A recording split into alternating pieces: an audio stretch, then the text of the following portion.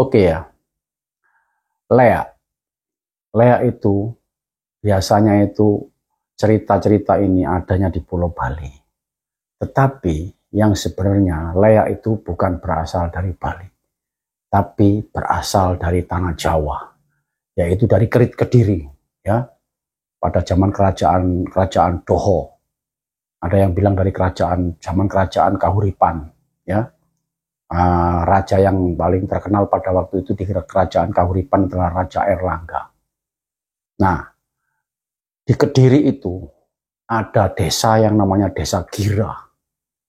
Desa Gira itu ada seorang penekun, ya, penekun spiritual. Ya, dia seorang janda, mempunyai anak cantik satu, ya, namanya Ratna Manggali. Nah, si janda ini disebut Janda Natenggira. Janda Natenggira berarti janda ini penguasa desa Gira. Tidak ada satupun orang yang berani dengan Janda Natenggira. Karena dia mempunyai kesaktian, dia mempunyai kekuatan, dia mempunyai murid yang banyak pada waktu itu. Sampai-sampai pada akhirnya, tidak ada satupun yang berani melamar anaknya Janda Natenggira ini, yaitu Ratna Manggali. Tidak ada yang berani melamar. Simpang siur omongan yang di luar sana. Banyak orang ngomong. Ada yang ngomong ini, itu, ini. Tapi tujuannya itu ngomongnya itu jelek-jelek. Ya, menyudutkan, ya, menjelek-jelekkan, menghina. Dari situlah awal mulanya, memuncaknya amarahnya Janda Natenggira. Karena apa? Sudah membawa harkat martabat keluarganya. Bayangkan ya, bayangkan sendiri kalau seandainya kita sendiri ya, di satu tempat, di satu desa kita sudah diremehkan ya, terus kita ini sudah dihina ya, dicaci maki, dijelek-jelekin. Jangan itu dilamar itu anaknya itu orang tuanya nggak bener gini kan akhirnya kan marah juga. Siapapun kita pasti akan marah gitu loh. Nah itulah puncaknya amarahnya Janda Natenggira itu diluapkan di emosinya ya. Akhirnya apa? Dia sudah mulai membuat strategi bersama murid-muridnya. Akhirnya apa? Murid-muridnya semuanya disuruh untuk balas dendam. Karena apa? Dia sudah marah. Marah yang tidak bisa dikendalikan lagi. Nah, ilmunya dia itu namanya ilmu pengeleakan. Ya. Kalau dibuat marah ya berarti ngiwo gitu loh. Kalau dibuat marah ya berarti ngiwo. Yang sesungguhnya ilmu pengeleakan itu bisa dibuat ngiwo, bisa dibuat nengen. Nah, pada saat dibuat nengen, ya bisa aja dibuat untuk kebaikan-kebaikan, menolong orang, membantu orang. Tetapi pada saat yang ditimbulkan dari sifat amarah, ya, sifat benci, akhirnya apa? Jadinya ngiwo, gitu loh. Inilah bedanya antara ngiwo dan nengen, ya. Jadi Ratu Gira, ya, penguasa Gira, desa Gira itu, akhirnya melakukan ritual bersama anak buahnya. Basa Jawa ini digawe ontran-ontran. Sak desa digawe ontran-ontran. Seluruh desa dibuat masalah. Ya. Pagi sakit, dibikin sakit sama dia. Sorenya meninggal. Sebaliknya, ya kan, sore meninggal. Sorenya sakit, pagi meninggal. Nah, itu dibuat namanya wabah. Kalau di Jawa namanya wabah pagebluk namanya itu. Wabah pagebluk. Wabah pagebluk yaitu pagi sakit, sore mati, sore sakit, pagi mati. Itu namanya wabah pagebluk kalau di tanah Jawa, ya. Nah itulah akhirnya terus berkelanjutan, terdengarlah itu semua perilakunya Janda Natenggira yang membuat masalah di desa Gira itu. Ya udah, akhirnya ditanggapi sama kerajaan, ya, adipatinya mulai diturunkan untuk mengalahkan kesaktian itu. Apa yang terjadi? Adipati yang sakti mandraguna tidak bisa mengalahkan kesaktiannya Natenggira, ya, tidak bisa mengalahkan dia. Karena apa? Natenggira itu kesaktiannya benar-benar mumpuni, benar-benar digdoyo sakti mandraguna. Udah, masyarakat semakin terancam, ya. Dari situlah akhirnya rajanya itu menyuruh salah satu penasehatnya, bagaimana ini caranya untuk mengalahkan yang namanya janda Natenggira yang menguasai ilmu pengelayakan itu. Nah, penasehatnya itu namanya Empu Barada. Empu Barada memberikan petunjuk. Ya udah, kalau gitu saya akan turun. Tetapi yang sesungguhnya ilmu ini sangat sulit untuk dikalahkan. Karena ilmu ini sudah mencapai pada puncaknya. Ya kan? Lah disitulah akhirnya penasehatnya tadi itu membuat satu kayak trik gitu ya, kayak rencana-rencana gitu bagaimana caranya, yaitu akhirnya mengutus anaknya, salah satu anak laki-lakinya untuk dinikahkan dengan anaknya Natenggira itu. Nah disitulah terjadi pernikahan sampai pada akhirnya ya kan, kelemahan-kelemahan semua itu sudah dipelajari sama Empu Barada, dan akhirnya terjadilah pertempuran yang maha dahsyat antara Empu Barada dan Natenggira, Ratu Natenggira. Lah, dalam pertempuran itu nggak gampang itu, nggak gampang. Kalau seandainya itu kelemahannya Ratu Natenggira itu nggak diambil, niscaya tidak akan bisa mengalahkan. Dan apa yang terjadi akhirnya Natenggira kalah dan dia meninggal dunia. Ya kan, itu perjalanannya Ratu Natenggira. Setelah kematiannya Ratu Natenggira ini, ya kan, seluruh murid-muridnya itu bertebaran, ya, melarikan diri dia melarikan diri. Lah beberapa murid-muridnya itu ada yang melari ke Bali sini. Makanya inilah sejarah Leak yang ada di Bali itu, yang semuanya itu bersumber dari tanah Jawa, yaitu di Kediri, ya. Kediri itu di sana dekat Gunung Welis. Saya naik Gunung Welis sudah 2 kali, saya naik Gunung Welis sana itu. Jadi di kerajaan itu adalah di perbatasannya di Gunung Welis, Kediri sana itu. Nah, setelah itu murid-muridnya kan nggak dibunuh, nggak ada yang terbunuh, muridnya pada lari semuanya, bertebaran, dan ada beberapa yang lari ke Bali. Dari situlah akhirnya ilmu itu dilestarikan, dijaga, dipelajari sampai yang sekarang ini. Jadi Leak itu bermacam-macam, Leak itu ada tingkatan-tingkatannya, ya. Ada mantra-mantranya. Makanya ada Leak yang warnanya hijau, Leak yang warnanya merah, Leak yang warnanya kuning, Leak yang warnanya ya warna-warni. Ada 13 ilmu pengeleakan yang saya ketahui, tidak tahu. Nanti di luar sana mungkin bilang ada 15, ada bilang 16, 17, pokoknya saya mengetahui itu ada 13 ilmu pengeleakan yang saya ketahui, ya kan. Nanti mau diralat kalau ada yang tahu. Nah, dari situlah Leak itu dibagi ada tiga versi. Leak yang A itu Leak sebagai ilmu pengeleakan yang dasar. Jadi yang sesungguhnya Leak itu adalah tujuannya itu untuk apa ya? Dia itu kepingin menyembunyikan jati dirinya, menyembunyikan jati dirinya dia itu. Makanya dia itu mempunyai satu ritual-ritual khusus, mempunyai mantra-mantra khusus yang sulit untuk dilakukan oleh orang-orang biasa, ya. Karena apa? Ritual ilmu pengeleakan itu butuh waktu, ya. Butuh waktu, butuh pemikiran, butuh keyakinan, butuh niat yang paling dalam. Itu nggak gampang itu, nggak sembarangan itu. Makanya banyak orang meremehkan orang yang punya ilmu pengeleakan. Wah, itu nggak gampang itu. Itu sangat amat sulit kalau kita mempelajari ilmu pengeleakan. Bagaimana?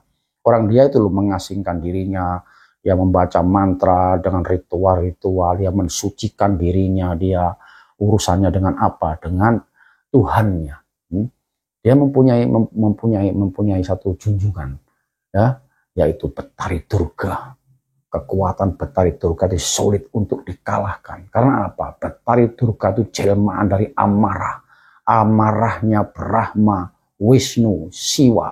Amarahnya Brahma, Wisnu, Siwa ini ya kan dituangkan dalam satu tubuh. Ya, dalam satu tubuh, yaitu yang dipilih itu adalah istrinya Siwa. Nah, itu dituangkan sifat amarah itu, akhirnya menjelma menjadi makhluk yang sangat mengerikan, ya. Itu yang disebut Betari Durga. Lah dari situlah orang-orang yang mempelajari ilmu pengeleakan itu akan meminta kesaktian, meminta kekuatan kepada Dewi Betari Durga. Nah, setelah dia mencapai puncaknya, dan Lea itu sudah mendapatkan lisensi, sudah mendapatkan ijazah, Lea level A ini bisa berubah wujud. Bisa dia jadi anjing, bisa dia jadi ular, bisa dia jadi babi, jadi hewan-hewan ya. Bisa jadi burung dia. Itu untuk apa? Untuk menyamarkan pribadinya dia, ya, menyamarkan pribadinya. Ada Lea yang level ketiga itu, dia bisa berubah wujud ya, bisa menjadi sungai, bisa menjadi seperti apa, rumpun-rumpun bambu, pohon-pohon yang besar. Nah, Lea yang ketiga ini adalah Lea yang paling utama, Lea yang paling tiktoyo dia.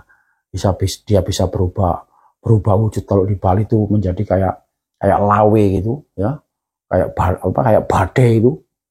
Badai itu yang biasanya dibuat makam-makamnya orang-orang yang ningrat itu, badai tumpang itu ya kan. Ada yang bilang tumpang solas, ada yang dibilang tumpang selikur. Nah, itu menurut kekuatan ilmu penglihakannya, tumpang semua itu. Tumpang solas itu tumpang 11. Tumpang selikur itu tumpang 21. Puncaknya itu tumpang selikur.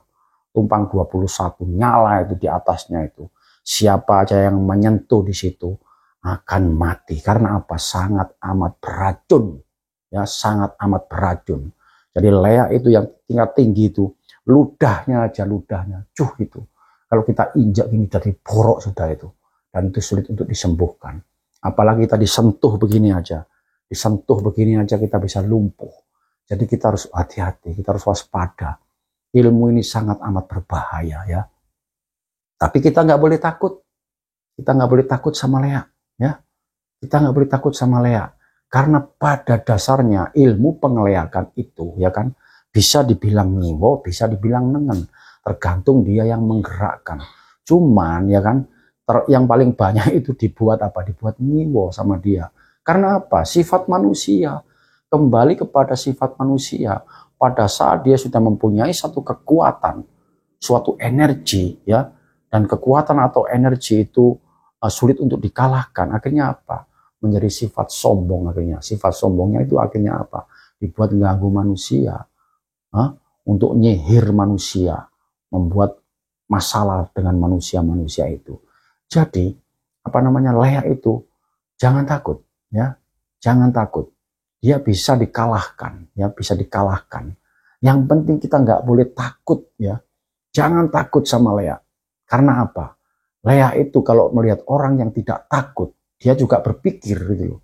Jadi aura positif pada saat kita nggak takut, aura positif itu akan memancar kuat di dalam tubuhmu, ya kan?